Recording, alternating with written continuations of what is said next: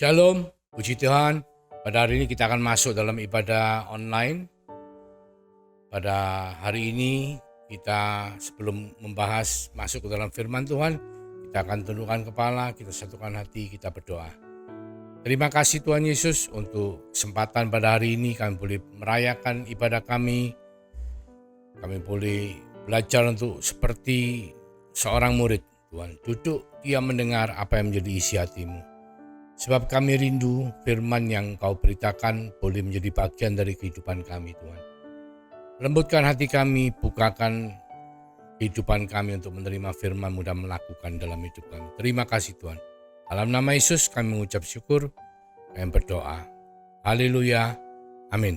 Puji Tuhan, pada hari ini kita akan membahas bagaimana ketika kita kembali kepada perintah pertama daripada Tuhan kepada manusia.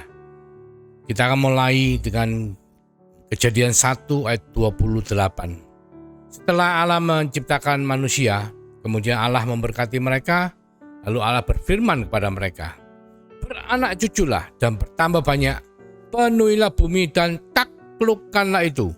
Berkuasalah atas ikan-ikan di laut dan burung-burung di udara dan atas segala binatang yang merayap di bumi." Jadi sebetulnya Tuhan itu menghendaki saudara dan saya untuk menaklukkan bumi, bumi beserta isinya. Jadi kalau kita kembali kepada Kejadian 1 ayat 28, itu adalah cultural mandate atau mandat budaya yang Tuhan berikan kepada manusia. Kenapa? Manusia harus memenuhi bumi dengan siapa? Dengan orang-orang seperti Adam. Pada waktu itu Adam belum jatuh ke dalam dosa, jadi orang-orang yang tidak berdosa. Jadi kalau kita mencernakan firman ini, jadi Tuhan ini ingin semua manusia itu bertobat kembali. Jadi perintah pertama atau mandat budaya ini sama dengan perintah terakhir atau amanat agung, yaitu apa? Mengajar pergi, mengajar dan membaptis semua orang untuk menjadi murid Kristus.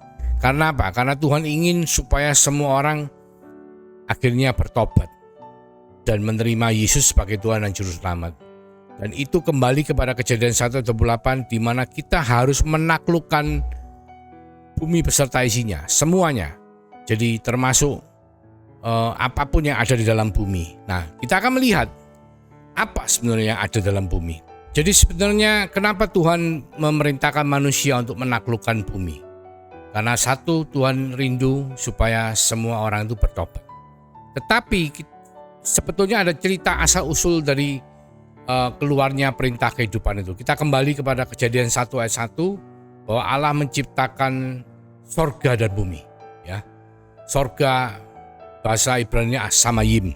Memang bahasa Indonesia tulis langit ya, langit dan bumi. Itu artinya sorga itu sesuatu yang tidak kelihatan, alam tidak kelihatan, dan bumi itu adalah alam yang kelihatan. Dan yang terjadi adalah ketika Tuhan menciptakan alam yang tidak kelihatan itu beserta seluruh isinya, termasuk para malaikat yang melayani Tuhan dan bala tentara sorga. Dan yang terjadi adalah salah satu dari malaikat itu ternyata memberontak ya, dikatakan mengajak sepertiga dari malaikat yang ada untuk memberontak terhadap Tuhan, dan dia ingin menjadi seperti Tuhan, tinggi seperti Tuhan. Dan ketika Tuhan tahu dan Tuhan marah dan Tuhan membuang malaikat itu beserta antek-anteknya, dan itu dibuang ke bumi, saudaraku. Oleh karena itu ketika kita melihat Kejadian 1 ayat 2 dikatakan bumi tidak berbentuk. Karena apa? Hancur, gelap ya, roh Allah melayang-layang di atas permukaan air. Karena apa? Karena Tuhan begitu marahnya dan dia melemparkan semua yang memberontak itu ke bumi. Dan yang terjadi adalah masuk ke Kejadian 1 ayat 2 dan berikutnya sampai di mana Allah menciptakan manusia dengan gambar dan rupa Allah. Manusia diberi mandat, manusia diberi warisan. Ya, kenapa? Karena manusia itu ingin dijadikan seseorang yang dicintai oleh Tuhan, bahkan dijadikan wakil Tuhan. Untuk apa? Untuk berkuasa, untuk menaklukkan bumi. Oleh karena itu di Kejadian 1 ayat 28 terjadilah perintah itu, yaitu mandat budaya, yang mana manusia harus memenuhi menaklukkan ya, memenuhi bumi dengan orang-orang yang tidak berdosa, seperti pada waktu Kejadian 1 ayat 28 itu manusia masih belum jatuh ke dalam dosa. Jadi ketika manusia itu sebelum jatuh ke dalam dosa, bumi itu dilingkupi oleh sorga. Bumi itu dipenuhi oleh hadirat Allah. Seperti kita baca di Kejadian 1 ayat 2, roh Allah melayang-layang di atas air. Jadi roh Allah itu melingkupi seluruh bumi. Ya, yang terjadi adalah dengan adanya hadirat Allah itu yang mempunyai hubungan langsung dengan manusia, dan berhubungan terkoneksi dengan manusia, maka manusia bisa menaklukkan bumi. Tetapi ketika manusia jatuh ke dalam dosa, yang terjadi adalah bumi terpental keluar dari hadirat Allah. Jadi manusia pun akhirnya diusir dari wilayah kehidupannya, dari Taman Eden. Dan bumi terpisah dengan kuasa daripada sorga. Bahkan yang terjadi adalah kuasa maut masuk dan mengambil alih kontrol, dan dia menguasai bumi. Kenapa bisa terjadi seperti itu? Ya, seperti kita baca di Alkitab, di kitab Perjanjian Baru, di kitab Injil dikatakan setelah Yesus berpuasa 40 hari sebelum melakukan pelayanan, dan Tuhan Yesus pada hari yang terakhir dicobai oleh si jahat atau iblis ya. Tuhan Yesus dia dibawa naik ke atas wuwungan bait Allah dan ditunjukkan seluruh bumi yang bisa dilihat oleh mata, dan si jahat iblis mengatakan, kalau engkau mau menyembah aku, maka semua yang kau lihat akan menjadi milikmu. Itu berarti apa, saudaraku? Berarti bumi di bawah kuasa si jahat pada waktu itu. Tetapi kematian Yesus di atas kayu salib dan kebangkitan Yesus bahkan meterai Roh Kudus atas kehidupan semua orang yang beriman kepada Dia sebagai Tuhan dan Juru Selamat, itu membawa kemenangan karena kuasa maut telah dikalahkan. Kebangkitan Tuhan telah membawa kebangkitan kepada semua umat yang percaya kepada Dia. Dan yang terjadi adalah perintah itu, saudaraku, adalah dari Allah, dan Allah misinya adalah mengembalikan manusia kembali seperti ciptaan semula, yaitu seperti Adam jatuh ke dalam dosa. Dan itu adalah misi yang Allah berikan kepada manusia, dan misi itu adalah melalui kematian dan kebangkitan Tuhan, akan melalui kuasa yang dimeteraikan, yaitu Roh Kudus. Di Kisah Rasul 1 ayat 8 dikatakan, tapi kamu akan menerima kuasa kalau Roh Kudus turun ke atas kamu, dan kamu akan menjadi saksiku di Yerusalem dan di seluruh Yudea dan Samaria dan sampai ke ujung bumi. Jadi kita, saudara dan saya yang beriman, kita harus menaklukkan Babel. Kita harus melakukan apa yang Tuhan mau. Karena apa? Karena Tuhan rindu semua orang bisa memperoleh kesempatan untuk bertobat. Bahkan jika bisa semua bertobat beriman. Tetapi kenyataannya banyak di antara saudara, mungkin kita yang tidak memberitakan Injil, atau mereka yang ketika mereka mendengar Injil mereka menolak. Tetapi Tuhan tetap rindu, misinya adalah supaya saudara dan saya menaklukkan Babel. Yaitu dengan apa? Dengan memberitakan Injil, dengan memenangkan jiwa-jiwa. Dan itu ada di dalam Amanat Agung ya, dikatakan Matius 28 ayat 19 sampai 20. Karena itu pergilah, jadikanlah semua bangsa muridku dan baptislah mereka dalam nama Bapa, Anak dan Roh Kudus, dan ajarlah mereka melakukan segala sesuatu yang telah kuperintahkan kepadamu. Dan ketahuilah, aku menyertai kamu senantiasa sampai kepada akhir zaman. Kita sebentar akan mengulas lebih detail mengenai perintah daripada Amanat Agung ini, karena ini sangat penting buat saudara dan saya. Tetapi mungkin saudara akan ngomong, loh Pak, apa perlunya buat saya? Saya kan bukan pendeta, saya kan jemaat biasa, saya cuman ibadah saja, saya bukan hamba Tuhan, saya tidak bisa apa-apa. Mungkin saudara bisa mengatakan hal seperti itu. Padahal sekarang ini kondisi ekonomi lagi jelek, kehidupan lagi susah, orang-orang ketakutan akan penyakit, bahkan terakhir banyak perang ya, cuaca suhu yang tidak menentu, terjadi perang di sana sini menyebabkan harga makanan inflasi dan semua menjadi jelek. Nah, yaitu saudaraku, justru karena situasi yang tidak kondusif ini ternyata apa? Sudah tertulis di Alkitab. Dikatakan bahwa tidak lewat satu angkatan ini. Angkatan apa? Dikatakan di Markus dan juga di kitab Matius angkatan ketika pohon ara itu mulai bertunas. Bertunas itu tandanya apa? Mulai hidup. Nah, pohon ara itu adalah gambaran daripada bangsa Israel, saudara. Bangsa Israel kita tahu tercerai-berai ratusan tahun, bahkan ribuan tahun selalu dalam kondisi yang tidak baik. Tetapi akhirnya pada tahun bulan Mei 1948 bangsa Israel kembali menjadi satu dan memproklamirkan dirinya menjadi bangsa Israel, negara Israel, dan diakui oleh PBB pada Mei 1949. Dan ketika kita ngomong satu angkatan, saudaraku, satu angkatan tidak akan lewat, maka akan tiba hari Tuhan, dikatakan. Satu angkatan kita bicara dari Mazmur 90, dikatakan Mazmur Musa mengatakan umur manusia itu 70-80 tahun, saudara. Kita kalau bicara 80 tahun, kita taruhlah 1948 ditambah dengan 80, ternyata jatuhnya 2028. Hari ini kita bicara 2022, saudaraku. Masih ada 6 tahun. Tapi Alkitab mengatakan tidak ada yang tahu kapan hari Tuhan itu akan terjadi. Hanya Bapa yang tahu, ya, anak pun tidak tahu, kata Yesus. Jadi saya tidak mengatakan itu akan terjadi 1928. Cuman firman mengatakan tidak akan lewat satu angkatan. Kalau satu angkatan kita katakan adalah 100 tahun, saudaraku.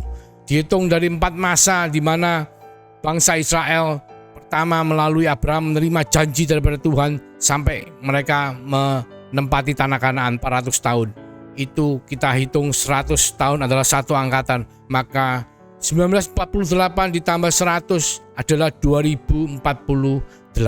Yang mana itu tidak ada yang tahu, saudara. Tetapi yang jelas kita tahu bahwa hari Tuhan itu pasti terjadi. Dan hari Tuhan itu bisa terjadi ketika harinya tiba atau ketika saudara dan saya sudah selesai tugasnya dalam tubuh jasmani ini. Saya baru-baru ini melayani satu penghiburan pada seorang keluarga dari teman, ya, di mana saya diingatkan oleh Tuhan untuk mengingatkan setiap daripada mereka agar supaya mereka punya sesuatu yang bisa dibawa ketika musim kehidupan itu berubah. Karena manusia ini sebetulnya kekal, yang diciptakan oleh Tuhan adalah gambar dan rupa Tuhan, bahkan Tuhan memberikan rohnya dalam kehidupan manusia. Ketika tubuh jasmani ini selesai atau meninggal, maka roh ini kembali kepada Tuhan. Pilihannya dua, saudaraku. Roh kita kembali kepada Tuhan atau roh kita menjadi bagian daripada si jahat. Karena ketika kita ditolak untuk bisa masuk ke sorga, jalan satu-satunya menuju kepada Bapa sorga adalah melalui Yesus Kristus. Tanpa melalui Yesus tidak akan pernah kita menuju kepada Bapa. Dan kalau roh kita tidak kembali kepada Bapa, berarti roh kita akan bersama-sama dengan si jahat. Ya, dan ini penting, saudaraku. Karena apa? Karena setiap daripada kita akan mengalami musim kehidupan yang mana ketika tubuh jasmani kita selesai tugasnya, kita akan masuk ke dalam tubuh rohani atau kekekalan. Dan kita harus punya modal, kita harus punya bekal. Nah, bekal itu adalah ketika kita melaksanakan amanat agung atau menaklukkan Babel untuk Tuhan. Saya tidak bicara menaklukkan Babel itu kita menjadi kaya raya, menjadi konglomerat, tidak, saudaraku. Tapi saya mengatakan ketika kita menaklukkan Babel, kita menghadirkan Tuhan dalam kehidupan kita akan melaksanakan amanat agung. Yang mana kita baca lagi, ya, karena itu pergilah, jadikanlah semua bangsa muridku dan baptislah mereka dalam nama Bapa, Anak dan Roh Kudus, dan ajarlah mereka melakukan segala sesuatu yang telah kuperintahkan kepadamu. Dan ketahuilah, aku menyertai kamu senantiasa sampai kepada akhir zaman. Jadi kalau dilihat, ya, ada kata-kata yang dipakai huruf besar, ya, pergilah, jadikan, muridku, baptislah. Kita akan lihat ajar. Jadi ada 2 poin yang kita tekankan di sini. Jadi amanat agung itu ada 2 poin. Satu bicara mengenai kuantitas, jadikanlah semua bangsa, kuantitas, dan bicara mengenai kualitas, muridku. Jadi bukan hanya menjadi umat Tuhan, ya. Jadi kalau saudara ngomong, saya cuma jemaat biasa, nah, sudah waktunya Anda untuk menjadi murid Kristus, yaitu apa? Berkualitas, bertumbuh, saudaraku. Jadi bukan cuma kuantitas, tapi juga kualitas. Dan ada 3 karakteristik daripada amanat agung atau strategi yang kita baru baca. Pertama, kita membaptis, ya. Itu berarti penginjilan. Kedua, kita mengajar, berarti pembinaan. Ketiga, kita pergi atau pengutusan. Ya, memang kelihatannya sulit ketika kita merasa, saya ini bukan apa-apa. Saudara, saya punya kesaksian ya. Tadi pagi saya baru mendapatkan satu messenger daripada seseorang yang di dalam Facebook saya hanya sebagai teman ya. Tapi saya tidak pernah komunikasi dan dia juga tidak pernah komunikasi. Tetapi yang saya lakukan adalah setiap hari saya ini memberikan renungan. Setiap hari saya memberikan renungan dan setiap ada rekaman online saya akan bagikan. Dan yang terjadi adalah pagi ini saudari tersebut ya, maaf dari agama saudara kita yang lainnya, saya tidak mau sebutkan, tapi dia mengatakan, Bapak saya minta bantu didoakan karena saya ingin pindah agama. Dan saya tidak mengerti bagaimana caranya, cuma saya kepingin dibaptis. Jadi saya menganjurkan, karena saya lihat ternyata bukan dari Surabaya, dari luar pulau bahkan ya. Saya menyarankan untuk mencari pendeta atau kenalan yang dikenal dan bisa membawa ke sebuah gereja untuk belajar berkomunitas, belajar beribadah, dan setelah merasa cocok baru minta dibaptis. Nah, itu adalah satu penginjilan. Meskipun yang saya lakukan adalah membagikan renungan, saudaraku. Itu adalah satu penginjilan. Bahkan dikatakan di Kisah Rasul 1 ayat 8, kita itu menjadi saksi Kristus. Ketika hidup kita menjadi berkat, ketika orang melihat kita dan melihat ada Yesus dalam kehidupan kita, maka itu adalah bentuk daripada penginjilan. Ya, itu pertama. Kedua, pembinaan. Kita harus mengajar. Ya, kalau kita bisa mengajar, kita ajar. Seperti yang tadi saya katakan, karena memang tidak mungkin mengajar melalui Facebook, maka saya menganjurkan carilah kenalan, teman atau pendeta, hamba Tuhan yang di tempat kota yang asal daripada beliaunya, supaya apa? Bisa langsung belajar, mendapatkan pembinaan. Oleh karena itu juga penting untuk bergereja, bersekutu, di mana kita dalam gereja kita bisa mendapatkan banyak pengajaran firman Tuhan.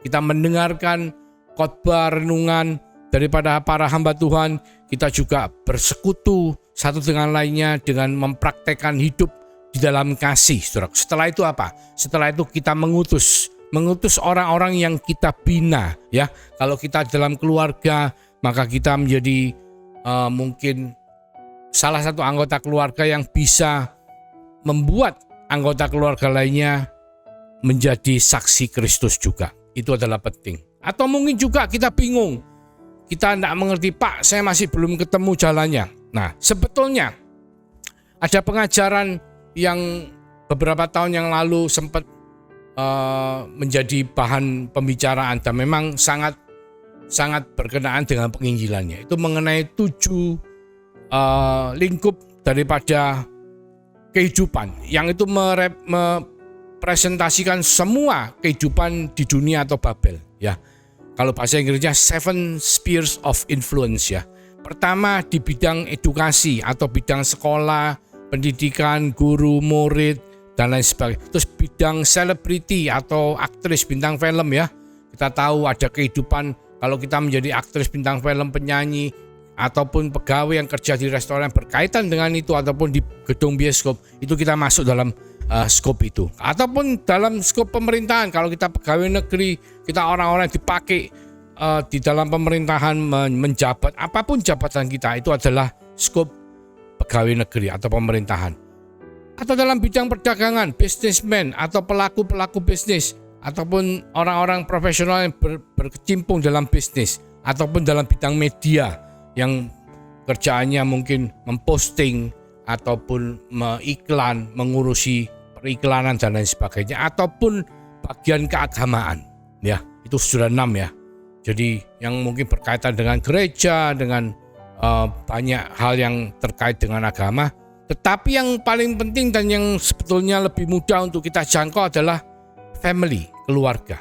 Karena saya percaya tidak ada satupun dari kita yang mendengar tidak memiliki keluarga, entah itu suami, istri, atau anak, atau orang tua, atau saudara, atau keponaan. Pastilah kita memiliki keluarga.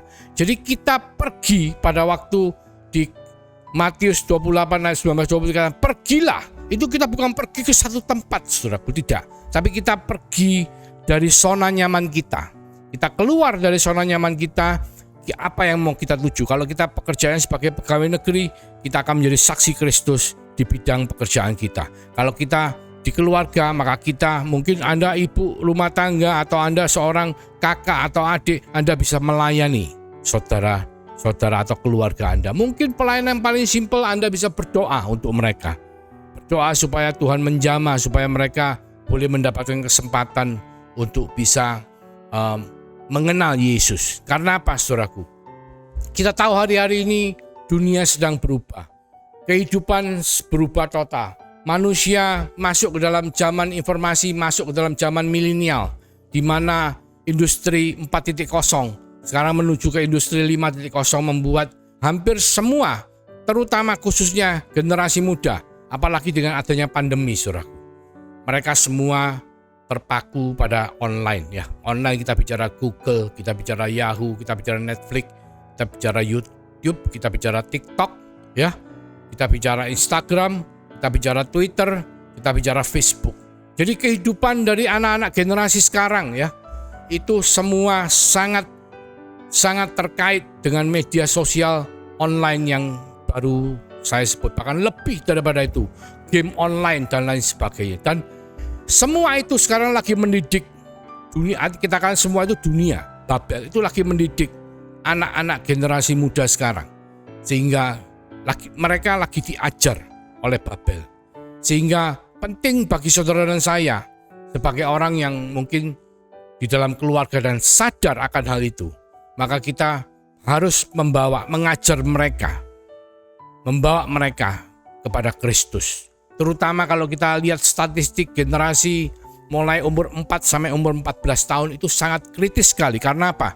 Karena kebanyakan dari pertobatan itu terjadi ketika seorang anak itu sebelum usia 18 tahun. Setelah usia 18 tahun, tidak mudah untuk orang bisa bertobat beriman. Jadi kunci daripada strategi misi kita adalah ketika kita menuju kepada keluarga, kita harus memperhatikan anak-anak generasi muda, khususnya mulai umur 4 sampai 14, karena dunia sedang mendidik mereka.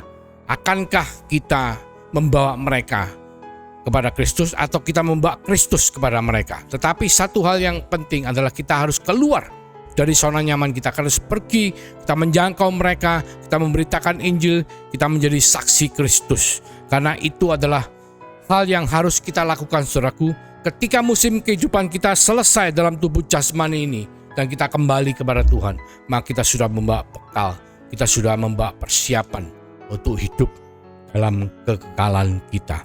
Ayo, mari kita bersama-sama dengan kuasa daripada Roh Kudus yang telah dimeteraikan dalam kehidupan saudara dan saya, dengan pemberitaan Injil mengenai Tuhan Yesus Kristus yang harus kita bawa sebagai saksinya di dalam keluarga kita khususnya, atau secara umum dalam semua total 7 area daripada kehidupan atau 7 spheres of influence. Mari saya ajak kita untuk berbuah, memberitakan Injil, memenangkan jiwa. Itu adalah cara untuk menaklukkan Babel. Mari kita berdoa. Terima kasih Tuhan, untuk hari ini mengingatkan kami semua betapa pentingnya pesan terakhir atau amanat agung yang Engkau berikan, yaitu kita harus pergi menjadikan semua bangsa murid, membaptis mereka, mengajar mereka, dan Engkau berjanji menyertai kami untuk selama-lamanya.